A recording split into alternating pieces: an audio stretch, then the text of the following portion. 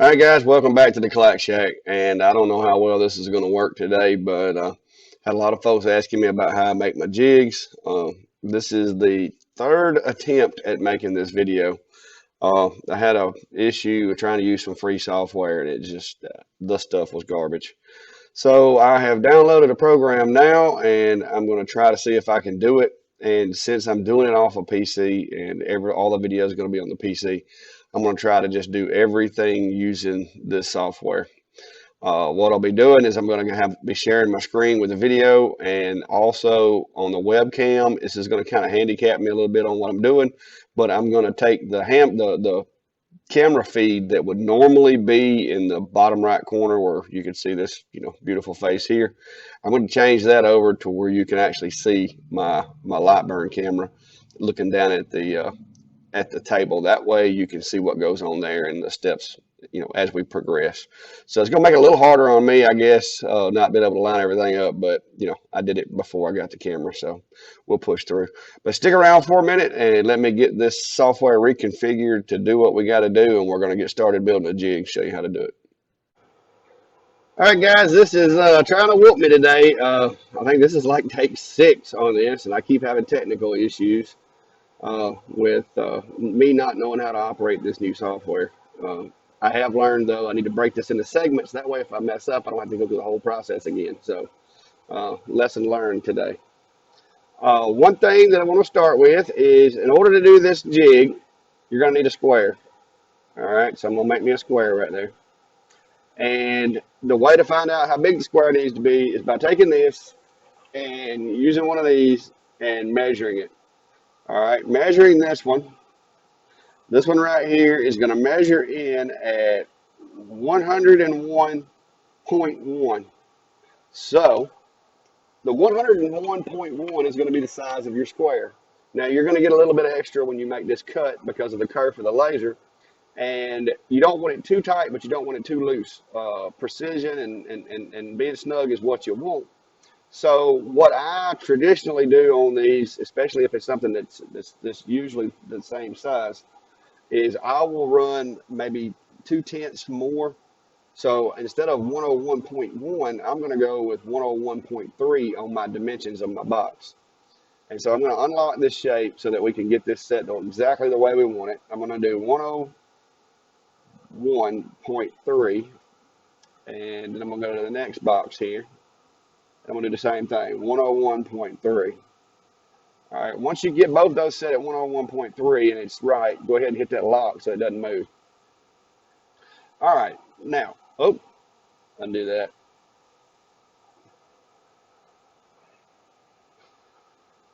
What you're going to want to do before we move any further is go ahead and select this layer that you have here, and go ahead. I'll go ahead and right click and hit duplicate. Now, the one that you just created, I'm going to change the color of one of them. All right.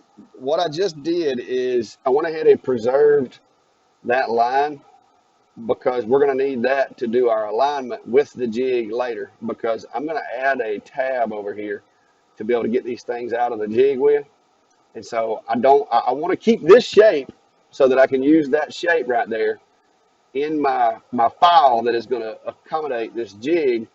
That way you can square and center using that. So what I did is I changed that to a different color, and it's actually set as a line right now. But what I'm going to do is I'm going to go up there.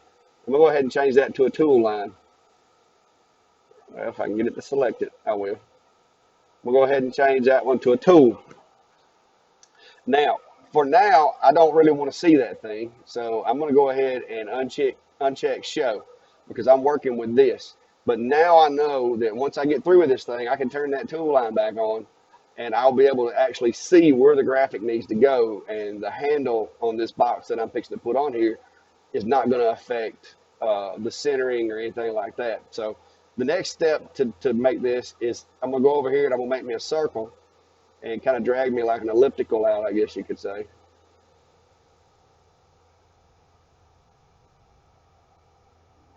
Did it just make that? It did. It made my circle into a tool line for some reason. All right, so I'm going to change that to a cut. I can't tell what color they are with these glasses on. My bad. But I got the laser running in the background over there. So I'm going to turn that tool line back. Turn that tool line back off. Now, this one is also going to end up being a cut. So I'm going to go ahead and change that so I ain't got quite as many lines up here. All right. So in order to get this thing centered to where it's, because you really don't care what left or right, it doesn't matter to me. I just want this to be able to get my finger in there to flip these things out when I get them done. So what you're going to want to do is select the larger shape that you're going to add to first, and then you'll scroll in here and you're going to hold control and select the secondary shape that you want to add to the primary shape. And then I'm going to use this little button up here to align them on their horizontal centers, and I'm going to click that, and that gets them even. All right, now while they're still selected, I'm going to go over here and I'm going to join those shapes and make it into one shape. Now, this is what you end up with right here. And the reason that I turned off my frame is I want that frame in there. But if you look, let me use T2. So I have a little color contrast. I can't really tell the difference with these glasses on. All right, so you can see that other, why in the world did it get moved? All right, that's a problem, guys. Hang on, I got to move that guy up.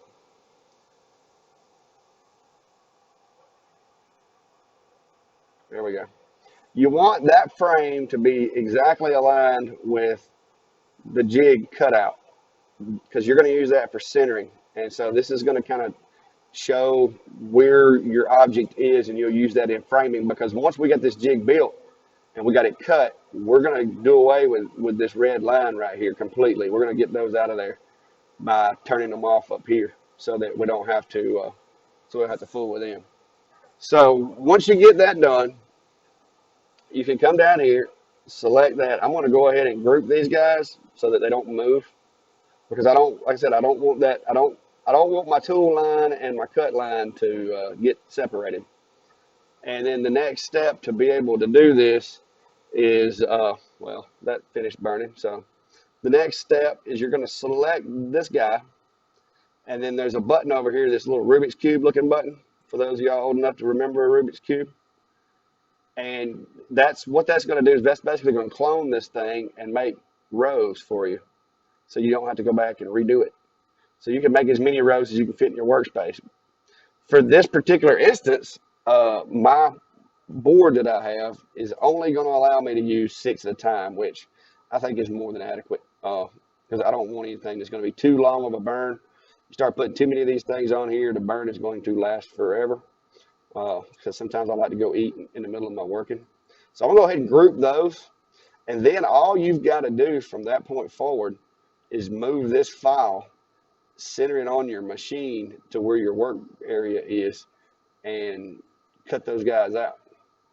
And so now that we've got you to that point, one more thing that I will do, though, I would advise you to do when you build these, always put some type of text on the part that goes up. That way you know when you put it together that this is the side that goes up, because if you don't have it oriented to where you know what size goes up, what could happen is that you put the jig panel in and it's upside down, and because this wasn't exactly centered, it's going to move your pieces from where the jig thinks that the pieces are supposed to be. So I recommend putting some text on there just so that you know that side goes up, and also so that you can match the name that is burned in that jig. You can match that to the file that you're saving to create it. So that's, in a nutshell, how I go about creating my jigs. So I'm going to conclude this and move over to the next portion. So, all right, guys, as you can see in the screen, I've got the file burn, and the file itself, as far as the burn, is ready to go. The way that I accomplish that is by doing the line burn, 7 speed, 100% power. I've got my little tool frame in there. We really haven't used that a whole lot yet, but I'm going to show you where that thing comes in handy. So first thing I'm going to do is I'm going to remove my tool frame there. And I'm going to go ahead and these guys here, I'm going to make sure everything is grouped because I don't want this thing in moving independent. I don't want it moving at all. So I'm also going to go in and I'm going to lock this so that it can't be moved because I don't want this getting messed up. If it gets messed up, then you got to either start over, or if you're lucky, you had 2 copies of your jig file and you can go to your backup copy of the jig file so you don't have to totally rebuild the thing. And I am getting eat up with horse flies today. Uh, Apparently the horses and the donkeys are on this end of the pasture, so the flies came with them. So just so that you know, that is, like I said, that's how you want that. You don't want it to be able to move. I mean, so, but the other part that we're going to need to do is I'm going to take and get rid of the cut. I'm going to get rid of the feel, and I'm going to turn our tool lines back on. Now these guys are a little different, and this is why I say you might want to make 2 copies of this thing in case you mess it up. If you, from my experience, if you group these, it makes it harder to do your centering with them. So what I'm going to do is I'm just going to simply click on them, and I'm going to lock them. Every one of these, I'm locking them in place so that they cannot move. I don't want them to move at all. All right, just be careful not to move them. And we're going to get them all locked. And I would group them, but if you group them, then when you start trying to center things using that little frame, it won't work right. So I've got all those locked in the position that they're in, and I'm just going to pull on them and make sure. Okay, so we're good. They're locked.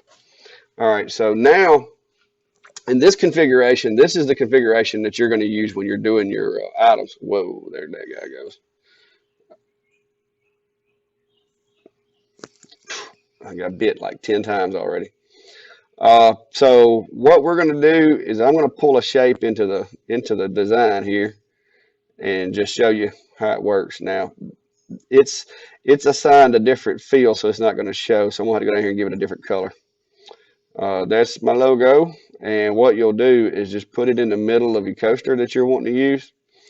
Like I said, whichever piece you click first is going to be the piece that's going to move. But in this case, we've got the frame locked, so the frame shouldn't move. But I'm going to click the logo first, then the frame, and I'm going to hit the center button. And that centers it in that. Ah, Jesus Christ. Control. Click the button to select the next one, and then just keep pasting and line these guys up. If you leave that one selected and just hold control, hit the box, it makes it a little quicker. And I'm just going to paste them all in here and get them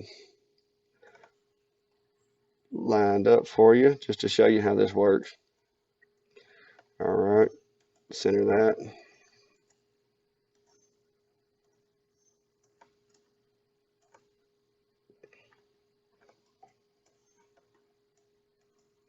Center.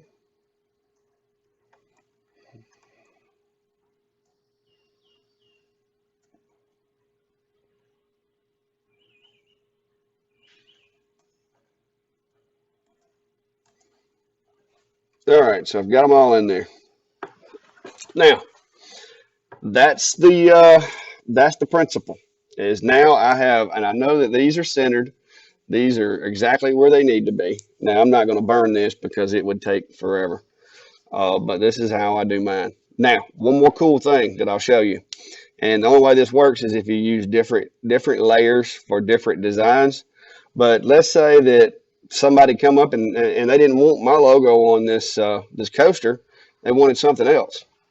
So all I would have to do is turn off the output, turn off the show, and voila, my logo's not on there anymore. So if they decided that they wanted my cool little peach on theirs, then I can just bring in the peach. Now I'm going to have to give it a different color because you can't use the same one on this little cheat. And then I'm going to put that peach on there and get it lined up like it needs to be.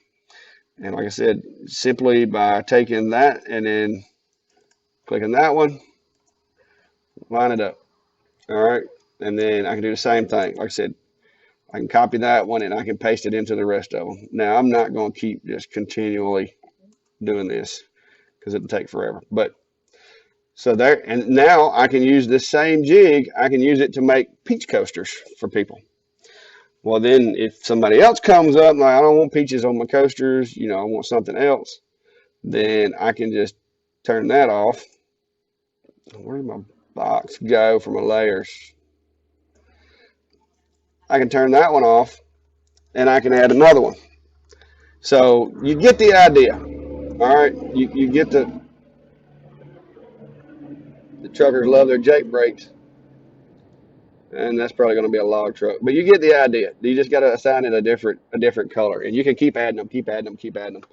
And all you got to do to print one or the other is just turn off those layers, and then you can turn the other layer back on that you want to see.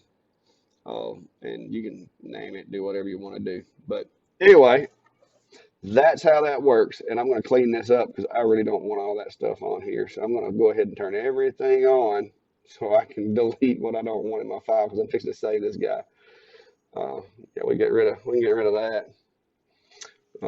Let me turn my logo here off. Going to get rid of that. All right. So that's how it works, guys. And I hope this was helpful. I'll put the other camera on here in just a second, and I'm just going to do a quick burn of some squares. We'll go ahead and set that up. Matter of fact, I'm going to leave that in there. I might want those one day. So I don't have air assist yet, so I don't know why that got turned on. But what I'll do now is I'm going to leave the blank pieces of wood that we put in there, and I'll do some line squares with this jig just to show you. And I'm going to make my box here. I want to make it square so that we can tell it's centered or not. And since my line is at 101.3, I'm going to move my size of my little squares that I'm going to make. I'm going to move them to 100 by 100. And I'm going to stick a couple of them on here just to show you that it works and burn them right quick. And copy that one. Paste that one.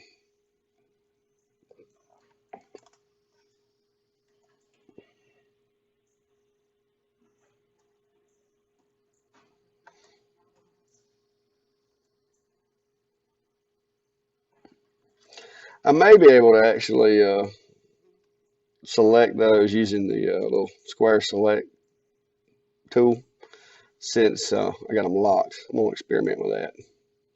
I said learning every day, guys. Learning every day.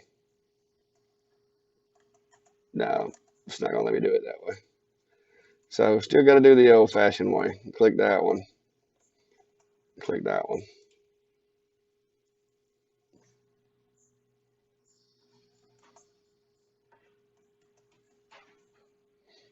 Well,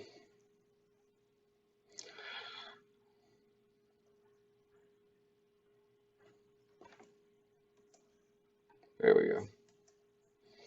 It's going to be a little stubborn. So what I'm going to do now is I'm going to switch the camera view so you can actually watch the camera burn this. I'm going to burn those and then we'll wrap this thing up. So stick around for a minute. All right, guys, I'm going to go ahead and run this little squares. All I'm doing, I've left the cutouts in the holes here that we took out because I don't want to ruin a couple of coasters doing this video. So all I'm going to do is I'm going to make it cut these squares, but I'm going to make it cut just inside, and you can see it is just inside the edge of the area that we've got marked for it to burn to. So I'm going to go ahead and fire up the D1 here, and my little screen's in the way. Let's make sure we got it connected. All right, I'm going to go ahead and without doing anything else, I'm just going to go ahead and hit start on this guy and see what happens there. So here we go. I've got it just going to run those things, and it should just make a tiny line on the inside. Just did some, oof, need some vacuum. It's going to make a tiny line just on the inside of those. My camera is upside down in this view, but there's not a whole lot I can do about that.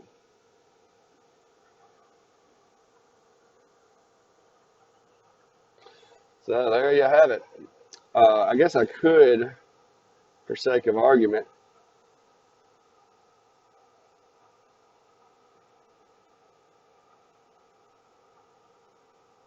go ahead and delete those out of there. I could, for the sake of argument, go ahead and throw a graphic in there right quick.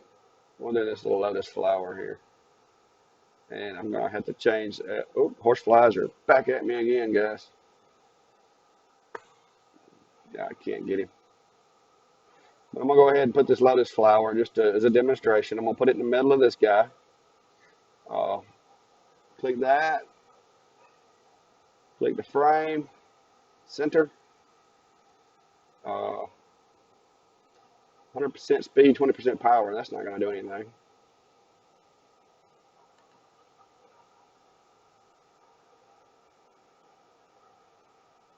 All right, I'm going to burn that to it.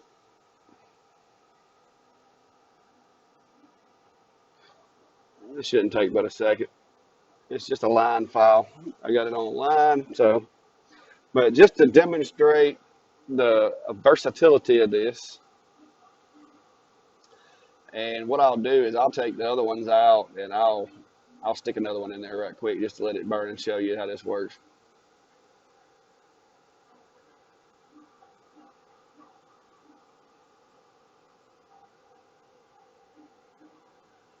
All right, so now I'm going to take that out, and like I said, normally you would have this hole to be able to grab it with, but because these are actually the pieces that came out of that hole, it's not going to work that way. But I'm going to go ahead and pull the rest of these out so you can see what this thing looks like with them out of it. I guess I could sacrifice a coaster and go ahead and run one.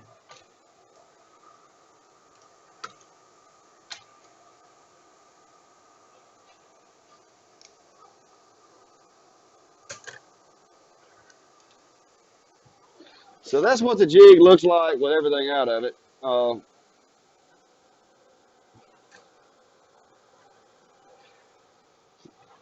And you know what? I'm gonna go ahead. I'm gonna go ahead and do it for you guys. I'm gonna put me a coaster in there and just show you what it does. I'll give that one to somebody. So I'm just gonna go back and I'm gonna hit the start button. Whoa, that's way too much heat for a coaster.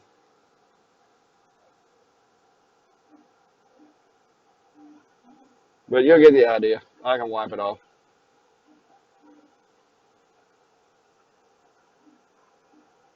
Just trying to flame up.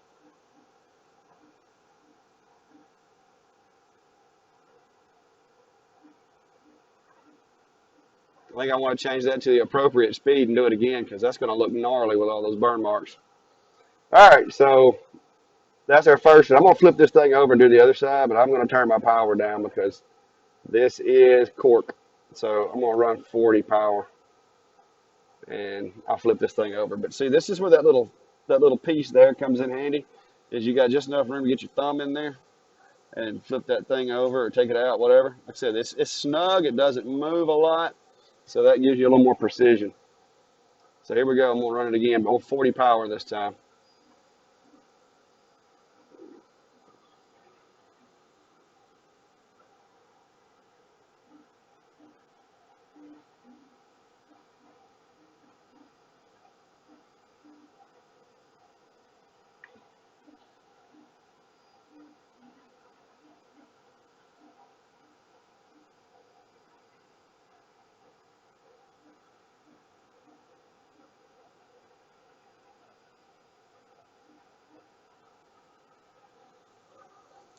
All right.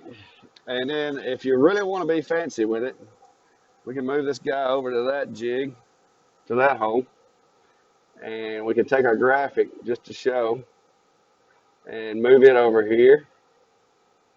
Hold control, select your frame as well, center. All right, so now I've got it moved off of the first tail. It was here, so I moved it over to here. We'll burn it again.